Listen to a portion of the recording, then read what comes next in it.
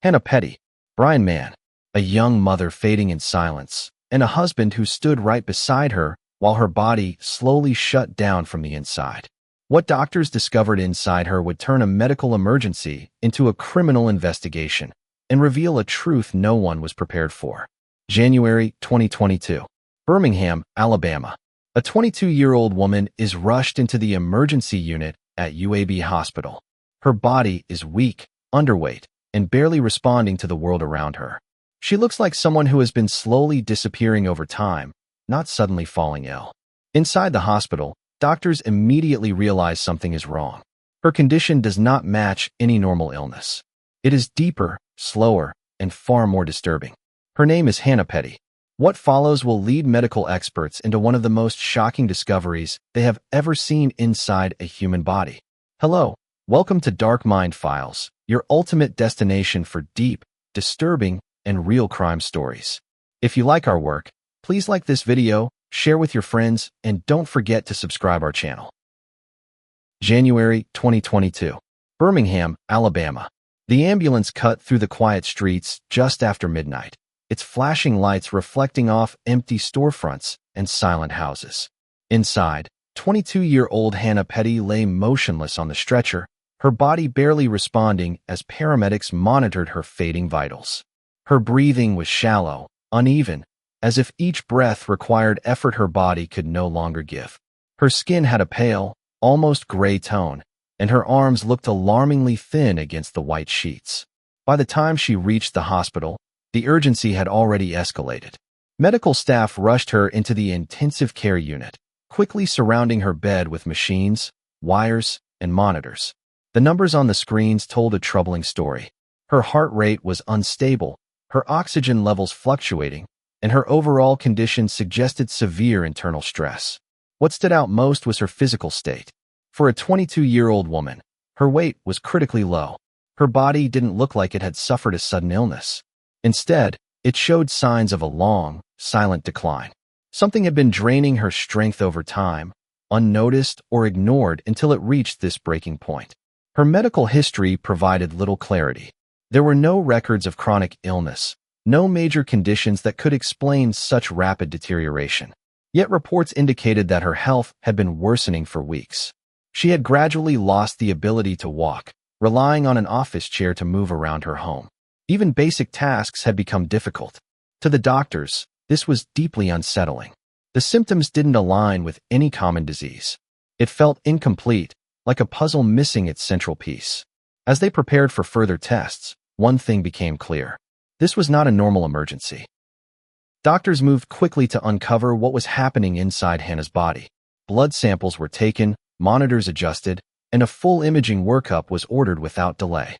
Among the tests, abdominal X-rays were prioritized, as her symptoms suggested something deeper than a surface-level illness. When the images finally appeared on the monitors, the atmosphere in the room shifted instantly. At first glance, the scan seemed unclear, almost confusing. But within seconds, the unusual details became impossible to ignore. Bright, dense spots were scattered throughout her body. They appeared in clusters along her intestines and within surrounding soft tissues. Unlike normal biological structures, these spots reflected light sharply, standing out against everything else. They were too solid, too defined, and far too numerous to be dismissed as harmless artifacts. The medical team studied the images carefully. Equipment malfunction was ruled out almost immediately. The clarity of the shapes and their consistent appearance across multiple scans confirmed that this was real. Something foreign was inside her body. And it wasn't just present, it had been there long enough to spread. The pattern suggested repeated exposure, not a single event. These particles had accumulated over time, building layer by layer until they became visible in such a shocking way. No common illness could explain this. No accidental ingestion would result in such distribution. The realization began to settle in. This was something unnatural. Something introduced into her body deliberately or through a controlled source. As the doctors continued analyzing the scans, a growing sense of urgency filled the room. They were no longer just treating a patient with unknown symptoms. They were looking at evidence of something far more serious, something that didn't belong inside a human body at all. Before the medical team could fully interpret the strange images, Hannah's condition took a sudden and terrifying turn. What had been a fragile but stable state quickly spiraled into chaos. Her body began to react violently, as if something inside had reached a breaking point. Her muscles tightened without warning. Her arms and legs jerked uncontrollably as a wave of seizures took over. The monitors around her bed started flashing rapidly, alarms cutting through the tension in the room. Her heart rate surged, then dropped, then surged again in an unstable rhythm. Every second felt critical. Medical staff rushed to stabilize her, but the episode intensified. Her body no longer responded to normal control. It was as if her nervous system was shutting down in real time. The damage that had been building quietly inside her was now fully visible. Within moments, the violent movement stopped. Her body went completely still. She lost consciousness, slipping into a deep, unresponsive state. The sudden silence after the chaos made the situation even more alarming. Her condition had crossed a dangerous threshold. As emergency measures continued, the lab results finally arrived. The numbers were shocking. Her blood showed a lead level of 80 micrograms per deciliter, far beyond what the human body can tolerate. At that level, lead attacks the brain, disrupts nerve signals, and causes widespread organ failure. It explained the seizures, the weakness, the collapse. But it also raised a more disturbing question. How had so much of it entered her system? This was not a minor exposure. This was not environmental contamination. This was something far more severe. And it had been happening for a long time. The lab results changed everything. What had started as a confusing medical emergency now pointed towards something deliberate. That concentration could not be explained by chance. It required repeated exposure, introduced slowly into the body over time. Doctors reviewed the timeline again. Hannah's symptoms had not appeared overnight. They had developed gradually, fatigue at first, then weakness, then loss of coordination. Each stage had progressed quietly, almost blending into the next, making it difficult to recognize the severity until it was too late. This was how lead poisoning worked in its most dangerous form. Small amounts entered the body again and again, building up silently. The damage spread through the nervous system, affecting memory, movement, and basic function. By the time clear symptoms appeared, the toxin had already taken hold. The bright particles seen in her scans now made sense. They were not random. They were the physical trace of something that had been accumulating inside her, layer by layer. Each dose added to the last, slowly turning her own body into evidence. The medical team understood the pattern clearly. This was not an isolated exposure. It was sustained. And that realization changed the direction of the case. Hospitals are trained to treat illness, but this situation extended beyond medicine. The nature of the poisoning suggested control, access, and consistency. It meant the source had been close to her, part of her daily life. Someone had been in a position to introduce the substance repeatedly without raising suspicion. The focus began to shift outward, from what was happening inside Hannah's body to who had the ability to make it happen. What once seemed like a medical mystery was now becoming something far more serious. As the medical findings became clearer, attention turned to the person who had been closest to Hannah throughout her decline. Her husband, Mann, was not just a partner in her daily life. He was a trained doctor, someone with the knowledge to recognize warning signs that others might miss. This detail immediately stood out to investigators. Hannah's condition had not been subtle. Severe weight loss, loss of mobility, and neurological instability are not symptoms that quietly pass without concern, especially to someone with medical training. Yet records and timelines suggested that her condition had been consistently minimized at home.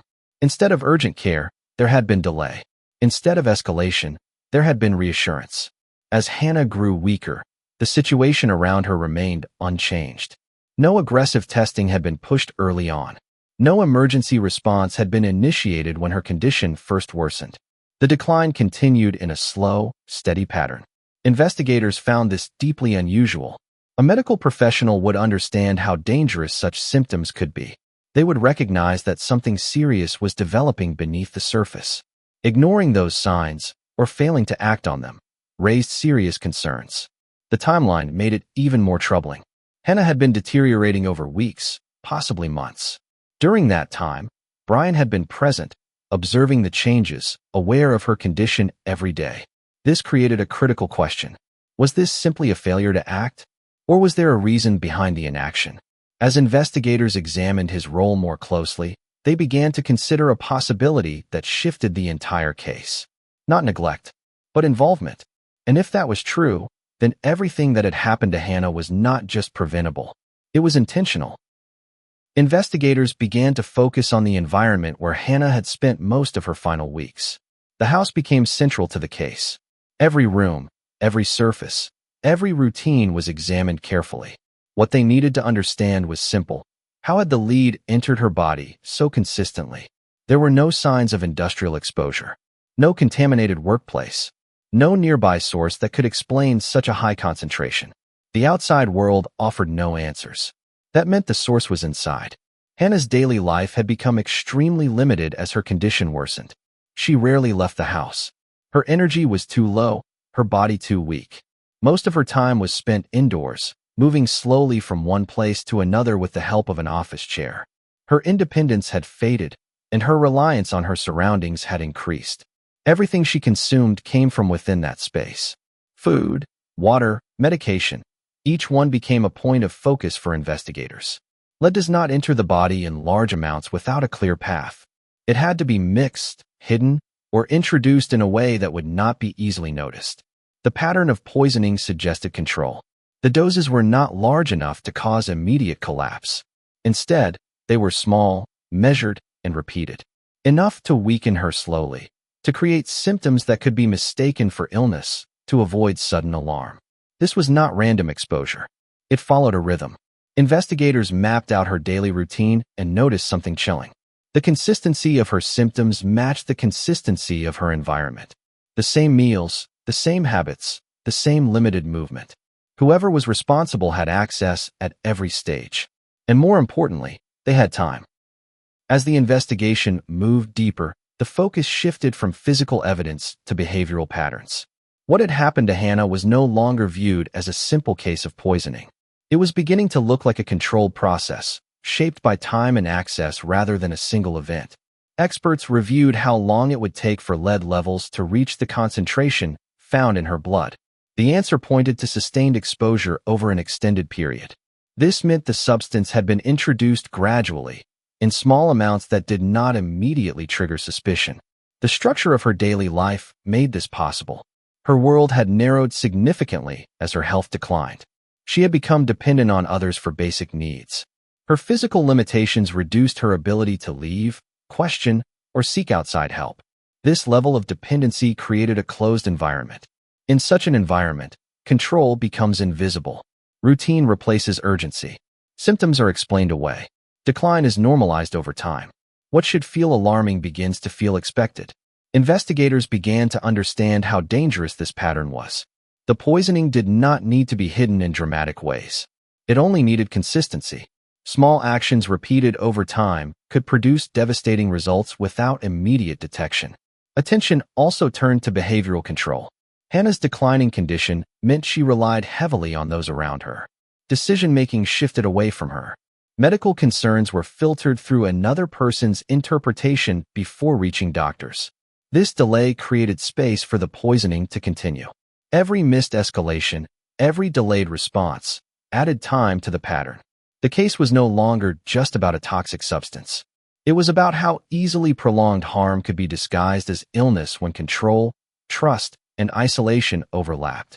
By the time the full picture began to form, the damage inside Hannah's body was already severe. In the final stage of the case, everything that had once been uncertain began to align into a single, disturbing picture. Hannah remained in a coma, her body unable to recover from the extended exposure to lead. The damage was no longer limited to one system. It had spread through her nervous system, affecting brain function, organ stability, and basic biological control. Doctors continued supportive treatment, but the focus had already shifted away from recovery. The priority was now understanding how such a severe condition had developed without earlier detection. The X-ray images, once confusing, now served as a clear record of progression. The dense particles were no longer just anomalies. They represented accumulation over time. each one marking a point of exposure that had gone unnoticed or unaddressed.